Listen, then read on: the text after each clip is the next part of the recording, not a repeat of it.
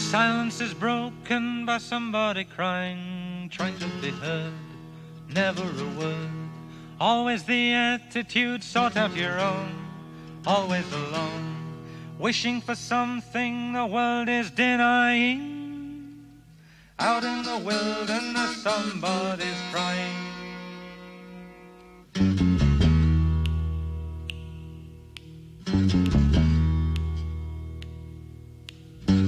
Somebody wishing for something to happen, wishing to tell, wishing to help. Someone was listening, someone who cared, never despaired.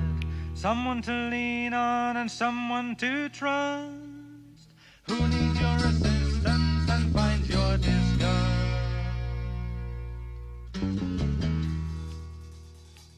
Hello, I'm Ayana Young, and I welcome you to For the Wild podcast.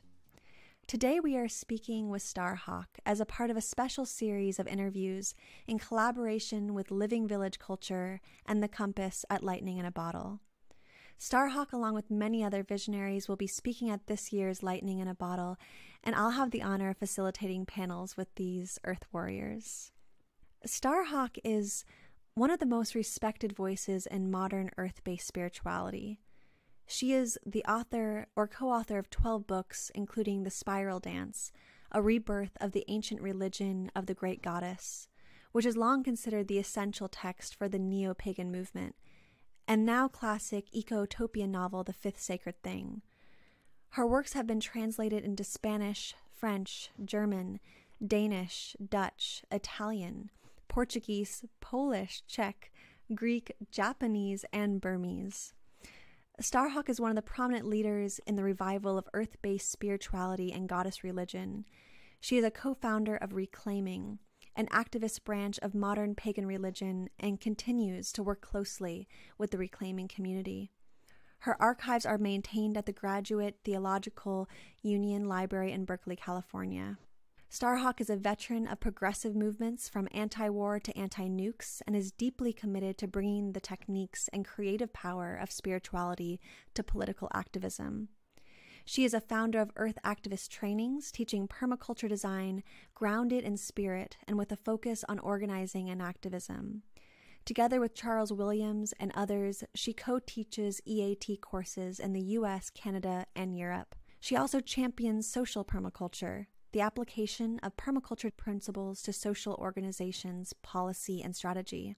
She holds a BA in Fine Arts from UCLA in 1973. She received an MA in Psychology with a concentration in Feminist Therapy from Antioch University West in 1982.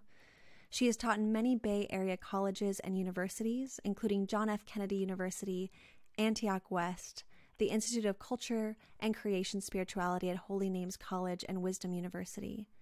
She is presently an adjunct faculty at the California Institute of Integral Studies. What an incredible life's work. Thank you so much for being on the show, Starhawk. Oh, you're welcome. So I would like to start this off by acknowledging the cloud of skepticism that surrounds paganism, which dishonors the long lines of ancient European cultures that were rooted in the sacredness of the earth and our inextricable connection to all that is life, spirit, and elemental.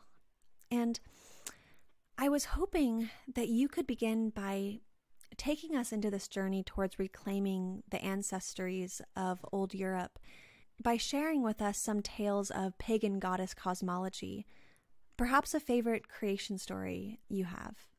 Well, my favorite creation story comes from the fairy tradition, which is to go back to the little people of Scotland from not just before Christianity, but really even before the Celtic invasion.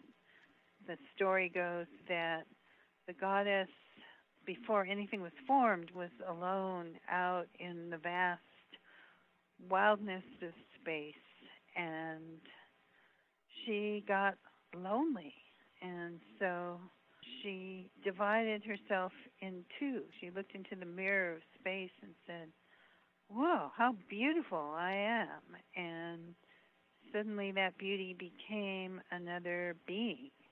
And she was so taken with her beauty, she made love to herself. And that lovemaking created an orgasmic ecstasy that vibrated and rippled out through the universe and started to create the formation of all the things that exist. But that ripple, that wave was so strong that it actually tore the goddess's other self away from her, and as it began to circulate and move away, she began to change form and become more different and become more male.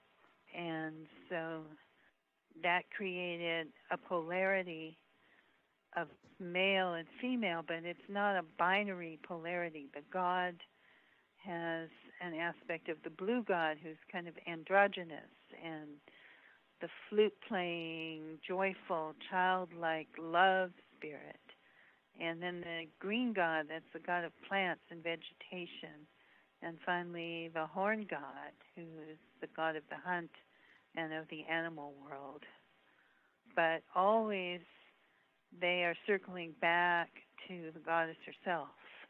And so it's a cycle. It's not a split, really. It's a movement, and that movement generates the energy that keeps the universe in motion and alive. So that's the creation myth I love. The idea that the universe is born in a great orgasm. Thank you for sharing that. You know, recently I've spoken to Lila June, who's a daughter of Dene, Cheyenne, and European lineages, and a student of global cycles of violence and the destruction of many cyclical relationships between human beings and nature. And when she speaks of the journey towards decolonization and reclaiming one's indigeneity, Lila reminds us that the same violent and oppressive forces that precipitated the Native American genocide also waged war on the original earth-centered cultures of Europe. So I'm wondering if you could talk about this clashing of paradigms that occurred in old Europe and the relationship between the rise of the Christian church and the dissemination of European indigenous women. You know, I met Lila June when I was at Standing Rock, and I had the wonderful privilege of being in a sweat that she poured. And when I got there, you know, it was beautiful. It was at dawn. It was cold, but we were all out there getting ready and preparing for the sweat. And I looked over, and she was wearing a T-shirt that said Boudica. Boudica was an ancient queen of Britain who waged rebellion against the Romans after her daughters were raped and came very close to overthrowing Roman rule in Britain. So I found that really amazing. And then in the course of the sweat, Lila June was talking about the witch persecutions and their impact. And I had been meditating on that and on that question of how do people who have European heritage connect to our own indigenous roots, because everybody, if you go back far enough, has indigenous roots. You know, everybody comes from people who lived closely with the land and lived in harmony with the land. Otherwise, we wouldn't exist. We wouldn't have survived. So it doesn't mean that you get to walk in and claim like we're indigenous in certain spaces, but it does mean that we have a path into that kind of understanding and sensibility through our own ancestry if we choose to look for it. And I had been meditating on that and really got a message that European people need to come to terms with the witch burnings in order to heal.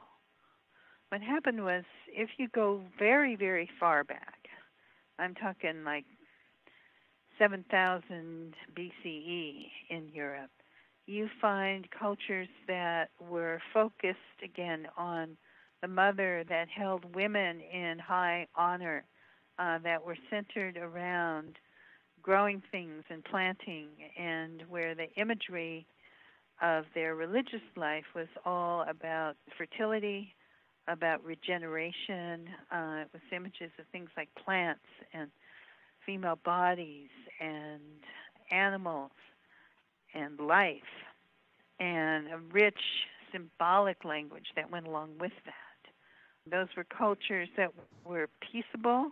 There's not a lot of evidence for warfare or violence. And they're cultures that were relatively egalitarian. There's not huge differences in grave goods or, huge monuments for some people and nothing for other people. Then there were invasions of peoples who came off Central Asia, who were sky god worshippers, who were horse cultures, who were very different kind of social organization. And you can look at European mythology, you can look at things like the Greek gods and goddesses, and you can really see in there this record of an older mythology that, again, is centered around the mother and around the power of the earth and around life and regeneration, overlaid by a newer mythology that's centered around chieftains and warfare and heroes that are heroes of war and violence. And you'll have things like goddesses, someone like Aphrodite, who originally was the great goddess in her own right, becomes the love goddess and gets married off to a god. Or Hera was another form of the great goddess, becomes sort of the queen of Zeus, the prime god. And if you read the myth, she's never actually all that happy about it. So that was one transition that happened very early on. You can still trace it in things like culture and fairy tales, and you can still trace remnants of that earlier sensibility. In most of Europe, a lot of that very old culture remained. There were healing traditions, there were rituals and rites of connection with the earth, there were seasonal celebrations, there were customs that put you, again, in touch with the earth. Maybe it was something like making a harvest doll out of the last sheaf of wheat, or maybe it was something like going out in the middle of winter and wassailing the trees, singing to the apple trees and offering them pails of apple cider as a gratitude offering. I mean, there were thousands and thousands of different rituals. And some of them actually still survive in different forms in Europe. You can still see Morris dancing in England, or something like the hobby horse in Padstow that comes out on the 1st of May. A lot of times people have forgotten their original meaning, but many of the rituals and customs still exist. Here in Germany in May, every town has a maypole. In Switzerland, there's still processions and carnivals and masked figures, and they're wonderful, amazing, and maybe to us somewhat strange rituals and rites that go on. But in the 16th and 17th centuries, when the church was under this tremendous pressure because of economic changes going on in Europe, shifts in power balances, what happened was it was kind of like, just like today we see this war on terrorism as an excuse for implementing all kinds of other law restrictions and consolidating power and keep people from often confronting some of the real dangers because they're fixated on, these potential dangers of terrorism. Well, the church used witches in the same way. The idea was if the peasants were afraid of witches, then they'd be, looking for the witches and looking for the, suspecting their neighbors and attacking their neighbors rather than uniting and rebelling against the overlords and against the some of the oppressive practices of the church at the time. And so they unleashed the persecution against witches, and they really created a whole ideology for it, the idea that these ancient customs and traditions were really the worship of the devil, and that women got together secretly and went out and, had intercourse with Satan and did all kinds of evil things. They unleashed a horrible wave of persecution in Europe that took the lives of tens of thousands, women and men, over a period of several hundred years, from the late 1400s until the early 1600s. In America, the Salem witch trials at the end of the 1600s were kind of like the very tail end of that. But more than the actual numbers of people killed, it was what it did to the psyche of Europe. It made the old healing traditions and the herbalism and the women who practiced it seem suspect. Forms of knowledge that didn't come from male authority and the approved authorities were suspect and dangerous. It made anything that had to do with the intuition, with a view of the world that saw life infusing matter and infusing the natural world. It made that all suspect and dangerous. It made women who held property or who had power or who stood up and had independent thoughts and stood up for themselves and became prominent, it made those women targets. And it made, I think, deep inside our psyche as women is a fear that actually I think is an old archetypal collective unconscious fear that comes from those times of being visible, being seen, stepping forward, making yourself vulnerable. So, there are many, many ways in which when we try to get back to our own indigenous roots, it's like we hit this block that makes all of that seem scary and dangerous or ridiculous and, not approved of. And I think it makes it hard for us to go back through that path to our own roots when we have European heritage. It makes it seem much easier to take somebody else's heritage, but then that often becomes kind of a form of cultural appropriation. So I think it's important for us to know that history. If we know that history, then we don't have to be ruled by it, and we can allow that fear to pass through and say, okay, behind that fear there may be enormous treasures of wisdom and understanding and ways of connection to the natural world and to one another and to that deep sense of compassion and creativity and regeneration that infuses the universe and that we like to call goddess.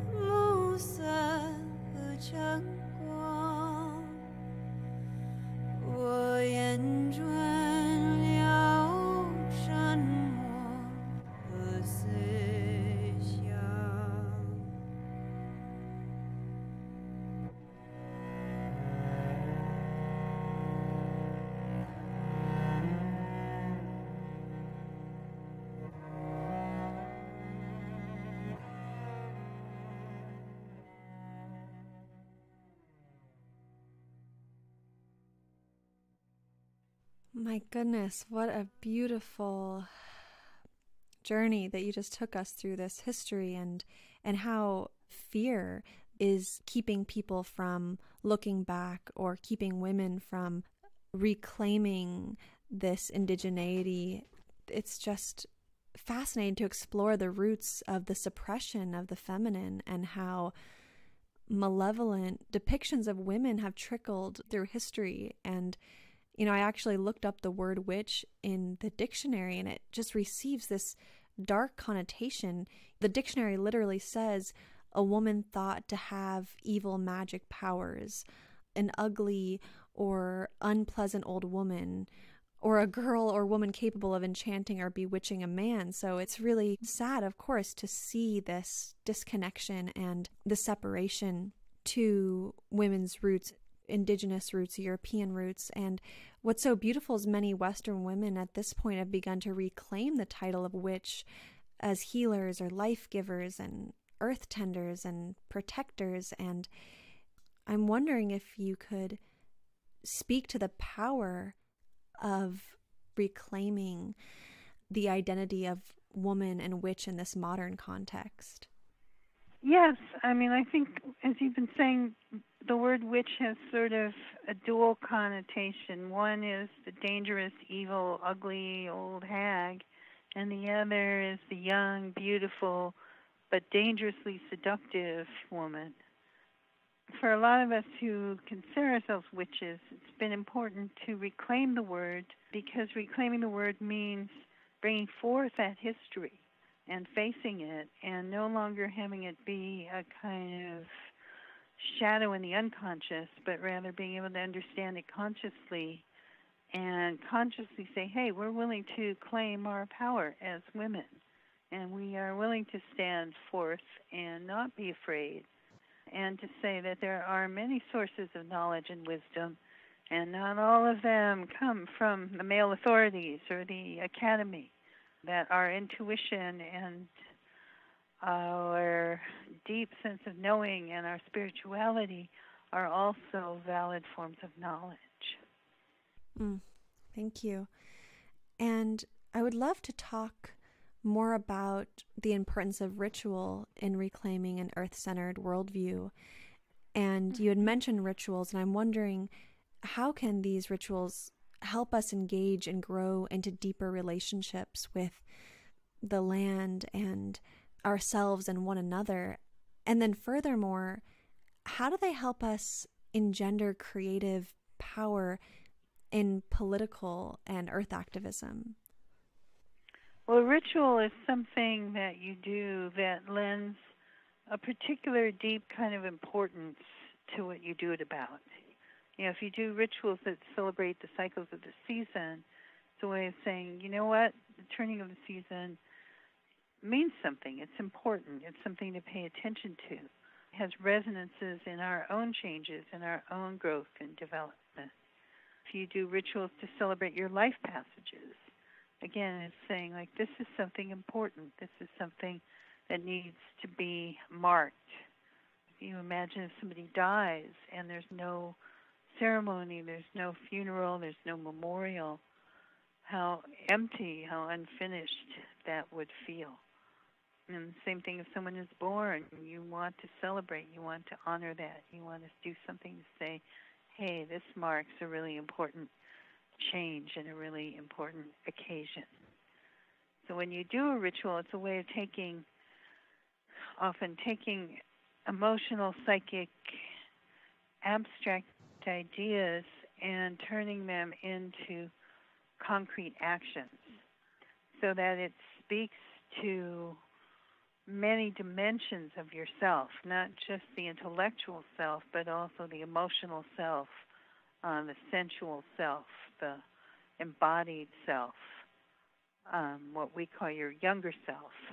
So if you're doing a ritual, for example, to celebrate the spring, then you think about what are those symbols?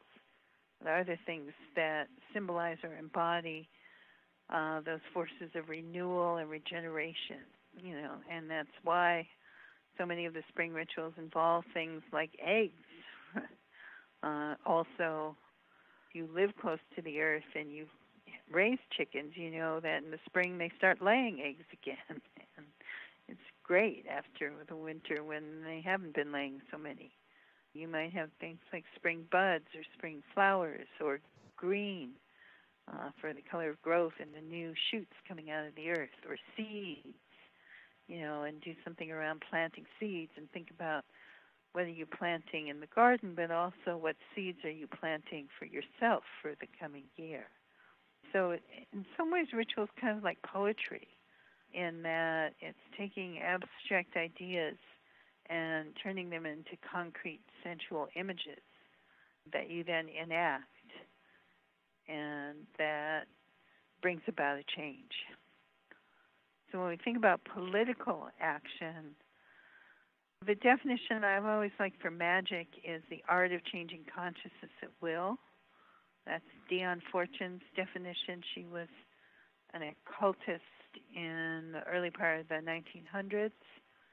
But I think that's also a good definition for political action, that it's not just about changing who holds power or changing a particular policy. It's about changing the consciousness. It's not even just about stopping something like the code access pipeline. It's about changing the consciousness that allows that pipeline to even be conceived of or built in the first place. And to do that, we need all kinds of activism, including ritual, including symbolic acts that we take specifically to shift that consciousness. So again, like at Standing Rock, it was very beautiful to be in a space that was consciously held as a spiritual space, and where people really said over and over again, everything we do is an act of prayer. If we go march to the gate, or we march up to the place where they're drilling, or we take a foot of sacred land, all of that is a prayer. It's a ceremony. Ceremony isn't just what you do in the sweat lodge or meditating under a tree. It can be marching on the street. It can be writing a letter to your congressperson. It can be anything you do with that focused intention. It reminded me of a quote from a working definition of reclaiming, and it's quoted, "We know that to name these things as sacred is an inherently political act. For what is sacred must not be exploited or despoiled. We also know that action in the world in the service of the sacred is one of the core expressions of our spirituality." And I think that what you were describing, this ritual and prayer in collaboration with action, is full and holistic, and one without the other is incomplete. And I think talking about the decay of cultural ceremony has accompanied the rise of hegemony and capitalism. Most of us grow up deprived of traditions that ground us in the earth and our communities and our unique gifts. And resultant is a disconnected fog that blankets our society. And the young people of today are left stumbling for purpose, yearning, perhaps even unconsciously, for guidance from their elders. And as the future appears grim with climate and biological collapse, what are your thoughts on how initiation ceremonies help ground and give purpose to people at pivotal moments in their lives? And what have we collectively lost as a culture by shedding such customs? I think initiation ceremonies for young people are very important. They're part of how a culture or society helps young people make that transition from child to adult, or from adolescent to adult. And again, they're a way of marking it, of saying, hey, these changes your body is going through, they're important, and you're important. You are an important member of the community, and the community is here to help you go through this change and be welcomed as part of us. So in our community, reclaiming, which we mentioned a couple times, is our tradition of the craft of witchcraft, our goddess tradition that is very much involved also in political activism and personal healing and in earth healing as part of our spiritual tradition. We do coming-of-age ceremonies for young women to celebrate their first menstruation because we feel it's important that this is recognized as something that's beautiful and natural and not something to be ashamed of. So we'll do something like take the girl and her mother out to the hills or the beach and tie their hands together, and they run together as far as the mother can run. And when she gets tired, we cut them apart and let the daughter run on alone. And then we go back to someone's house and we spend an afternoon telling stories about our own first menstruation, giving her gifts, and then in the end there's a big feast of red foods that the men prepare. And she's welcomed by the men and also people who are of fluid gender because we feel it's important that young girls know that this is something the whole community can celebrate. Again, it's not something shameful or something embarrassing. It's something to be celebrated. And we do a similar ritual for the young men where, again, they go through a challenge and the men take them off and instruct them in mysteries. And then they come back and are welcomed by the community and by men and women both. I think every traditional culture has some kind of rite of passage. And I think without that, young people create their own, and often their own will involve something like drugs or alcohol or some other kind of risk-taking, because I think intuitively we know we need that challenge. We need to face something difficult and overcome it, or face a danger and get through it in order to develop that sense of self and confidence and strength that you need to have in dealing with the adult world. So if culture doesn't provide that, then I think young people try to find that for themselves and oftentimes get into some bad situations as a result.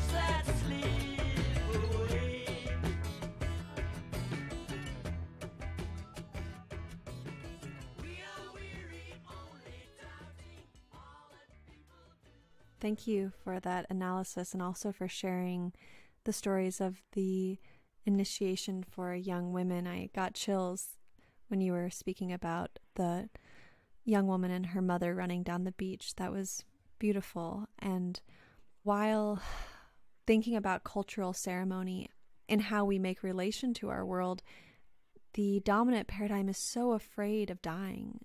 The medical system is framed in a way of beating death or killing that disease or, extending life in unnatural ways. And we are in turn profoundly disassociated from death. And, we don't touch our dead. We no longer bury the bodies of our loved ones directly in the earth that nourish them.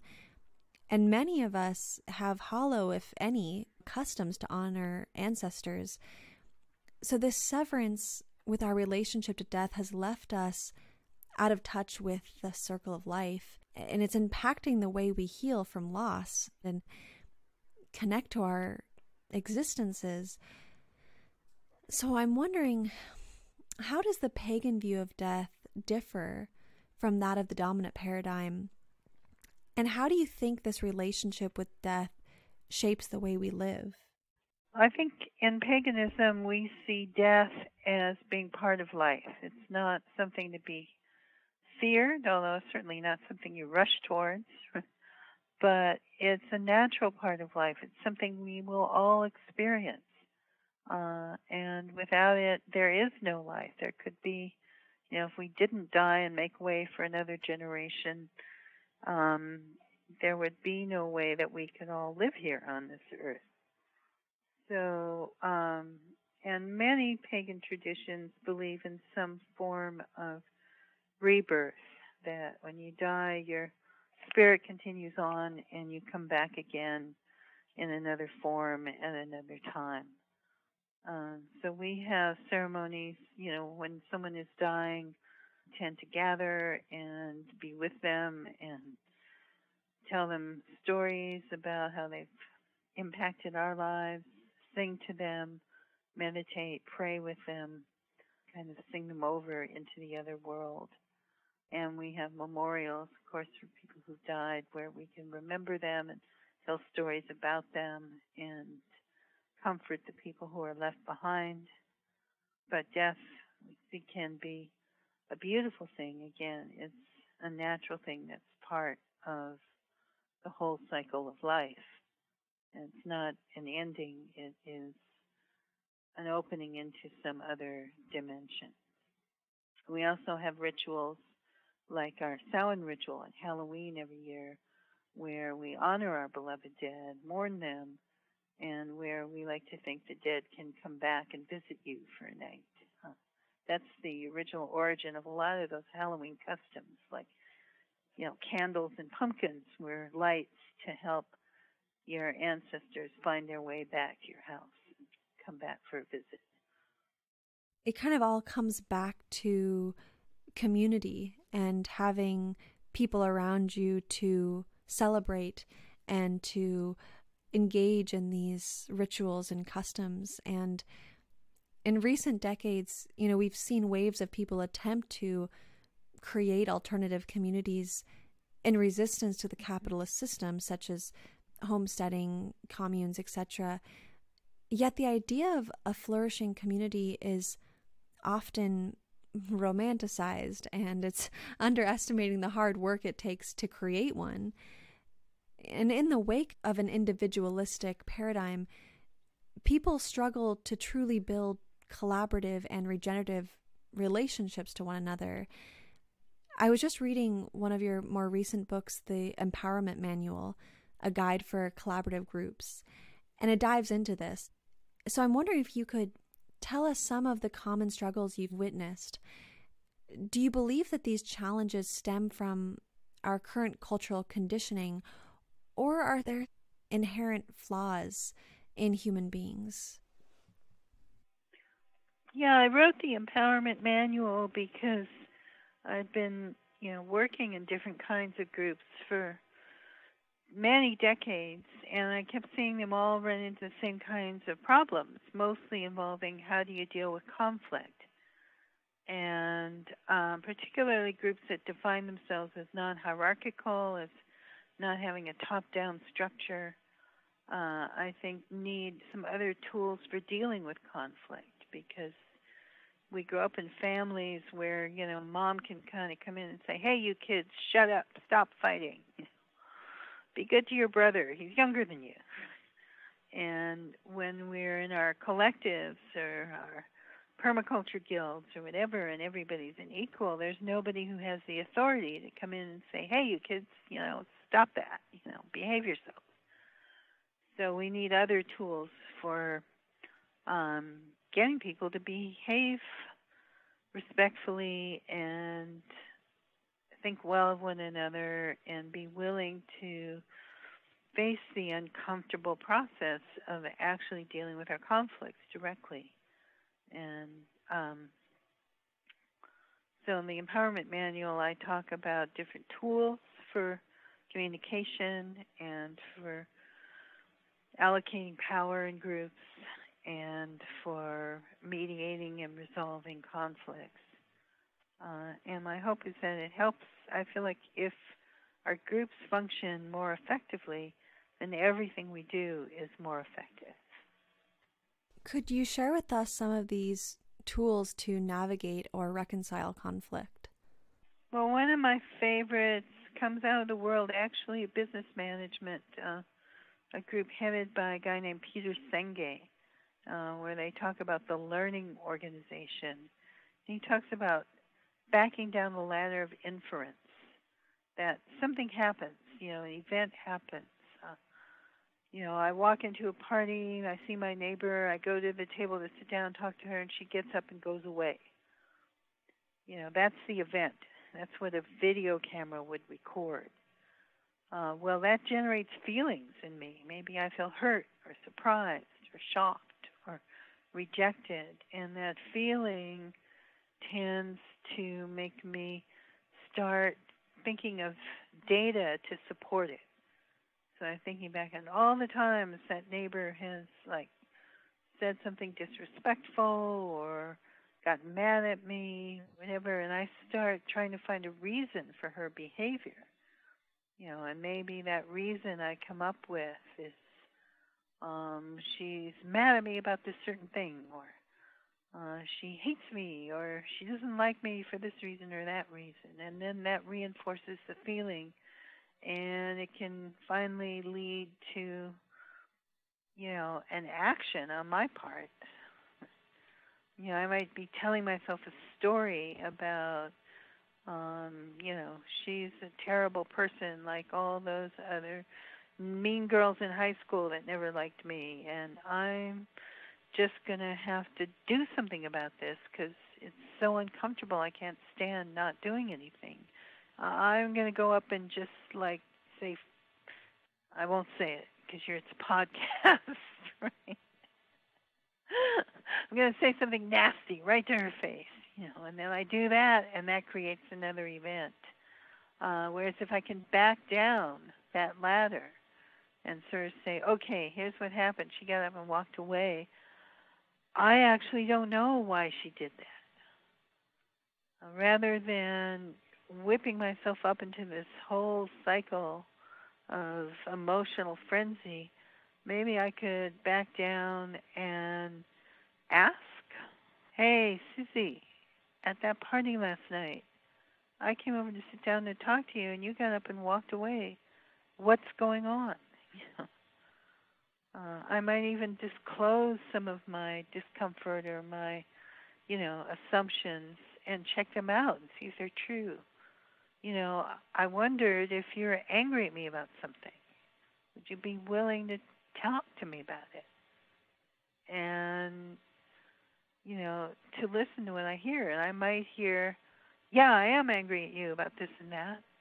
Or I might hear, no, I'm angry, but not at you, right? Or I might hear, I ate something terrible and just had to rush to the bathroom. I don't know what it is until I actually ask and check it out. And I think if we become more skillful at doing that, then we can actually certainly avoid escalating conflicts and sometimes resolve conflicts much more simply. It's when we whip ourselves into our assumptions about what other people are thinking and feeling and doing and why they're doing things that we get entrenched often in some really negative patterns in groups and organizations. That makes so much sense. And, another thing when I'm contemplating the success of communities or relationships, my thoughts turn to the elements of power, responsibility, accountability, trust, which are kind of hard to define and difficult to uphold, but essential to examine. So I'm wondering, how does one balance power and responsibility within leadership roles? Well, in the Empowerment Manual, I talk about what I call the talisman of healthy groups, which is like a magic circle with power and responsibility, one being one axis, and accountability, communication, and trust being the other axis. And I think we balance power and responsibility when people gain power in a group by taking on responsibility and fulfilling it. And when people take on a responsibility, the group empowers them. The group gives them the authority, the license to use power to do what it is they need to do. And if those two things are in balance, then a group is much healthier and has a much healthier chance of surviving and thriving.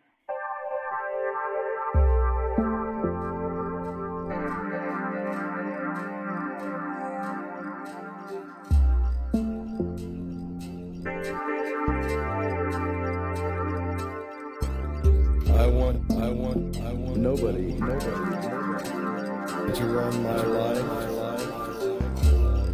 Nobody.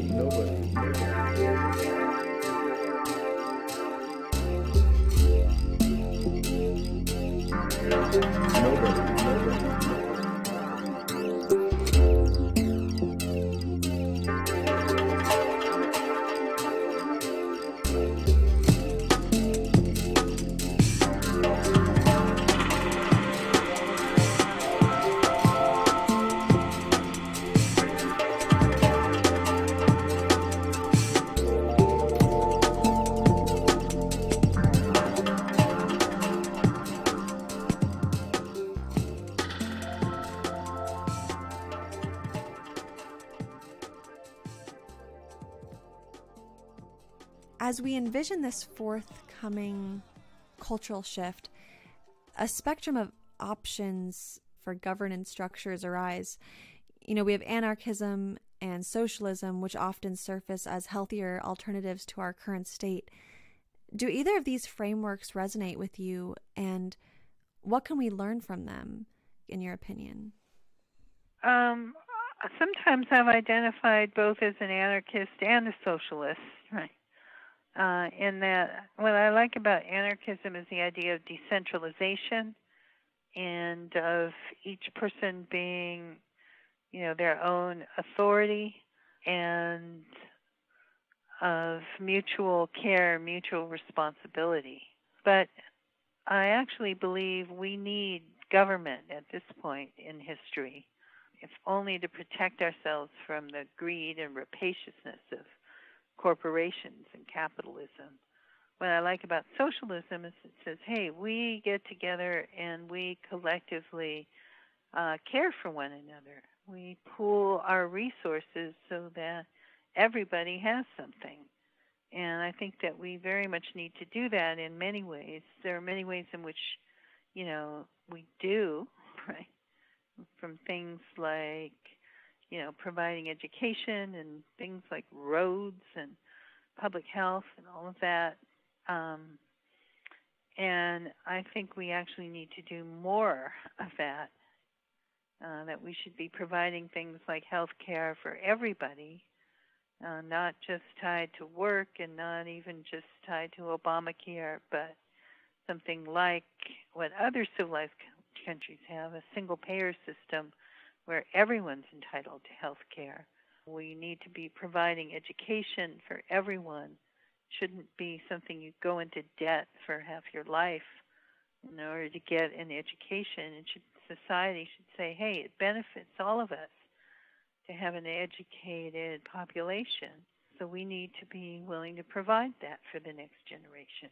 So for me, I think a healthy government is one that is committed to protecting those things that actually sustain life and defending them and putting resources toward them. So protecting the environment, protecting our health, educating the next generation, protecting our safety, not just with military defense, kind of a last resort, but there are so many other ways that we need to protect our safety. And I think that we need to do that collectively, even if with something like fire department. We need to do things collectively that are too big to do individually. And I think we need that collective power, again, to protect us from the greed of the unbridled forces of capitalism. So my last question for you is around activism and the New Age. And I know that essential to many New Age thinkers is the power of transforming your consciousness in order to bring about change. And there is a potency to that.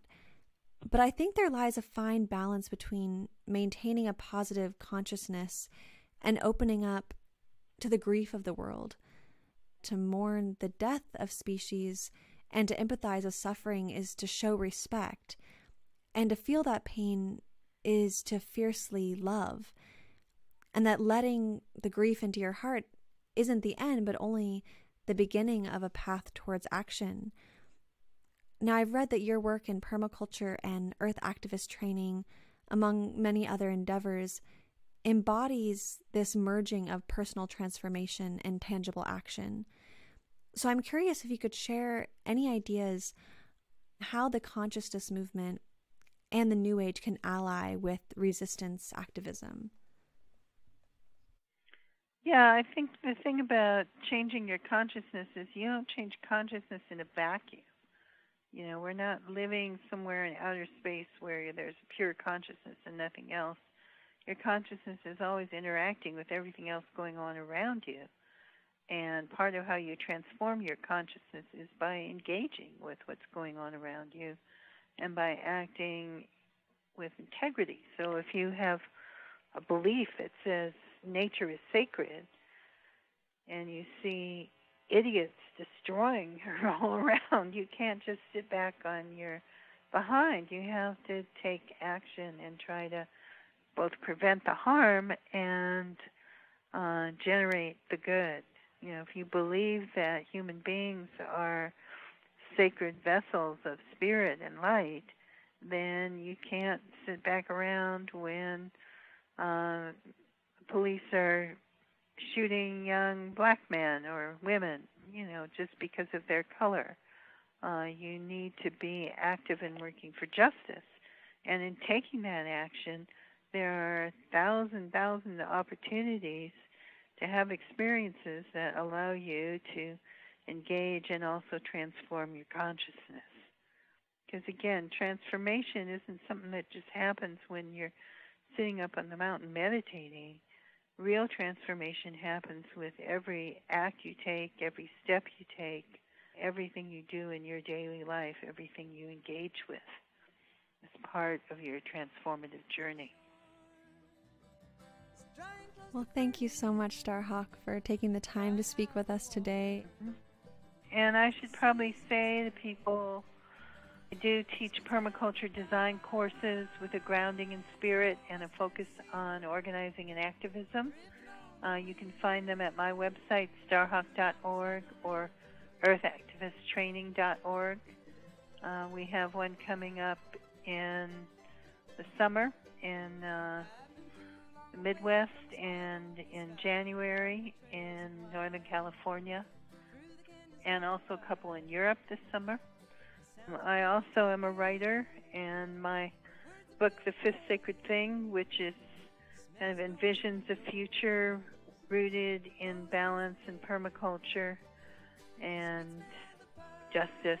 It's now actually out as an audiobook that people can get on Amazon or Audible or iTunes. And it's the sequel, City of Refuge, just came out last year, and that's also available online and through my website at starhawk.org and many other places. Thank you for listening to Starhawk on For the Wild podcast. I'm Ayana Young. This episode was produced in collaboration with Living Village Culture and The Compass at Lightning in a Bottle.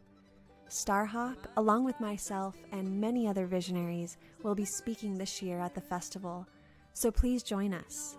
And don't miss Mentoring the Movement panel with Starhawk, Paul Stamets, Penny Livingston, and James Stark, moderated by me at The Compass at LIB. And get activated. The music you heard today was Abigail Washburn with The Lost Lamb, then Magna Carta, Putting It Back Together, followed by Power by The Irresistible Force.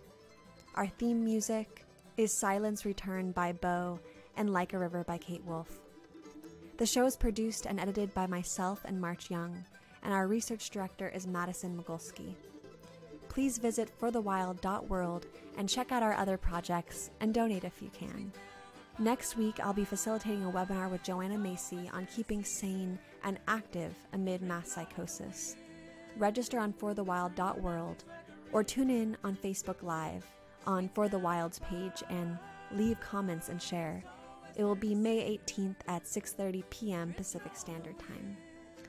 Also, the Native Species Nursery will commence next week with pond building and earthworks. Stay tuned on social media and watch the meadow be transformed.